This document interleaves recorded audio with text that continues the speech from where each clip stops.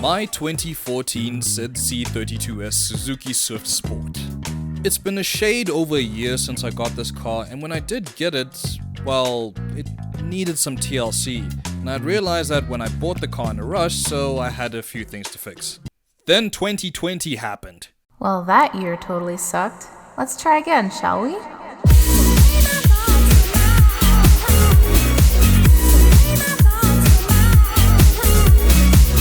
Okay, in spite of global events, I tried to revive this vehicle to what it should be, a tight, warm hatch with some spice to it. Let's go through a quick list of what I've done so far in this car and what I'll get into with this video. Hello there. Right, this car needed some love, so here's a small list of what I've done to it since I've gotten the vehicle. New Bridgestone RE0030 tires all round. LMB brake pads, 103,000 kilometer minor service, coolant flush. I fixed some interior and exterior bits where the clips were missing, and no, the car was not pranked. A sagging side skirt. Previous statement, the car was not pranked. New window tint.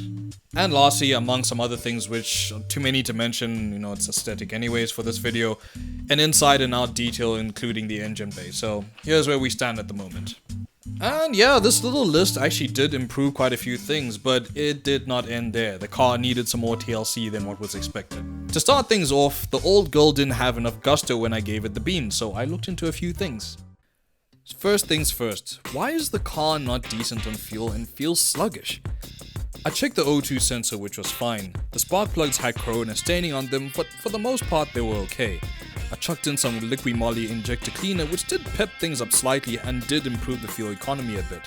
However, the last thing that I checked was the MAF sensor and air filter, and there I found my problem.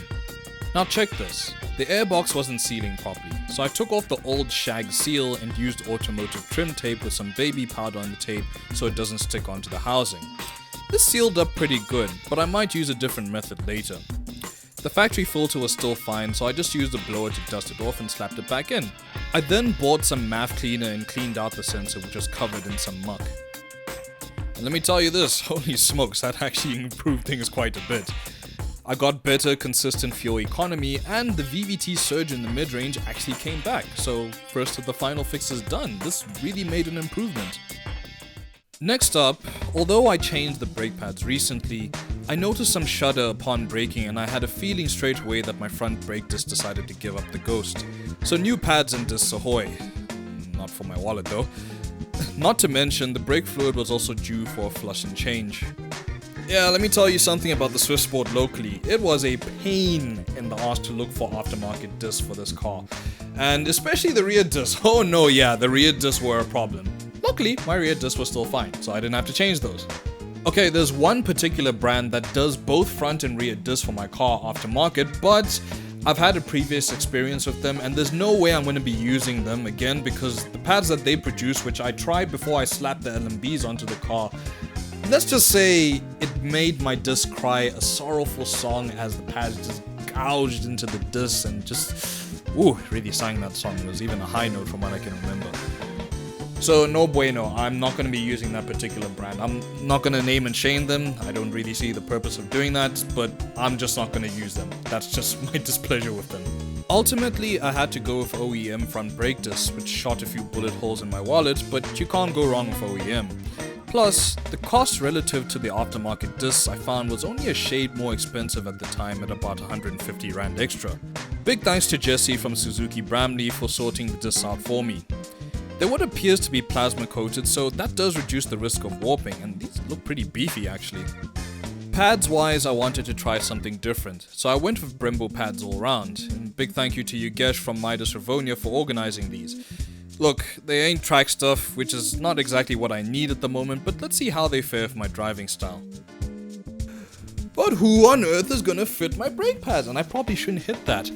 I don't know how to fit brake pads. You probably don't know how to fit brake pads. So who's gonna fit my brake pads? Oh yeah, Phat Ratchet.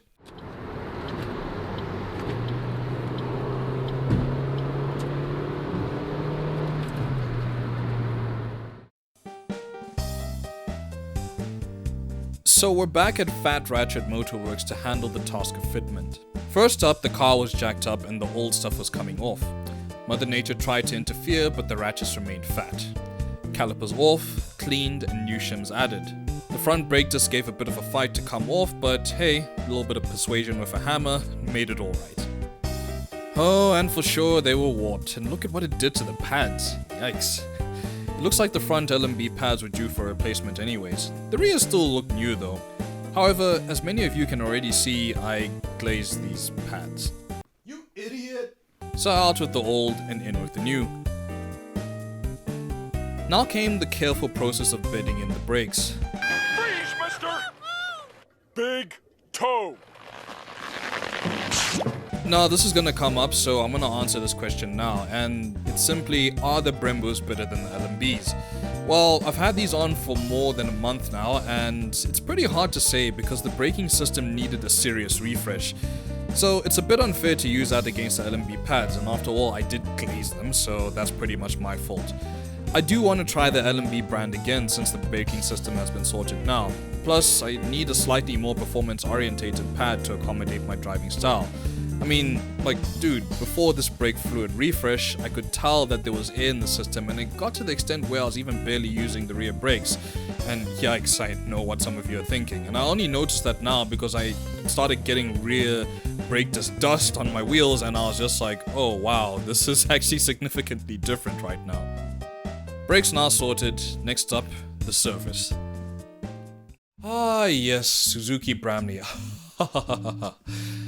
Okay, the car was due for service to begin with, but this wasn't like a minor service, this was kind of like an in-between of a minor and a major, so I guess we could call it intermediary service or something like that. I don't know, I'll probably put up a word on screen which is correct. So yeah, I went to them. Okay, a bit of unfortunate news. Sadly, because of COVID, I couldn't go and film in my car exactly during this service, and boy, I hate you so much, Corona. So I found a workaround for this, so roll that tape.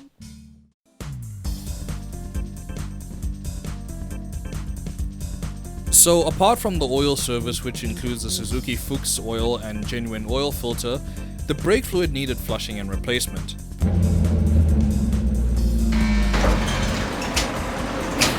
It was also decided that my spark plugs were past it, so all new NGK iridiums were thrown in.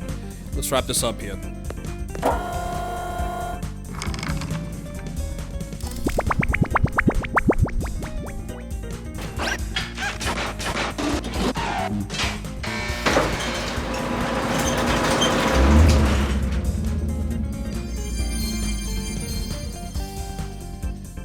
Nicely done.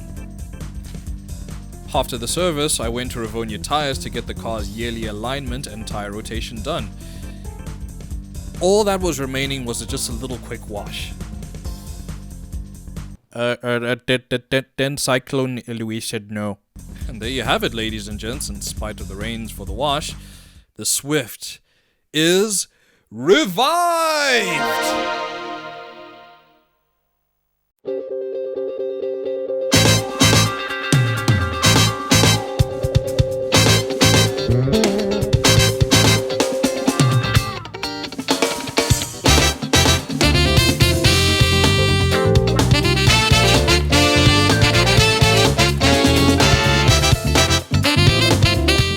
Okay, let's conclude this now.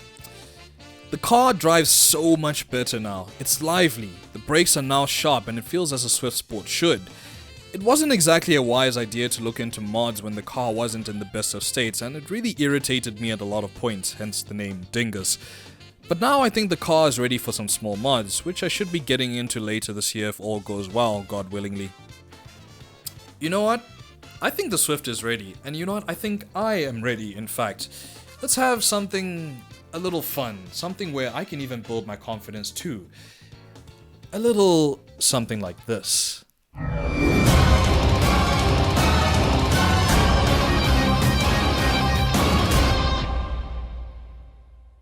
Next video, soon. When I'm not lazy though. I just wanted to say a huge thanks to the crew at Phat, Ratchet, Motorworks, Suzuki Bramley, Midas Rivonia, LMB Euroseals, and everyone else who has helped in some way, shape or form to get this vehicle back to the states that it should be in. And with that, I sincerely appreciate everyone's help. And yeah, I'm really happy with how it is so far. Now let's do some tasty mods to it to make it even tastier.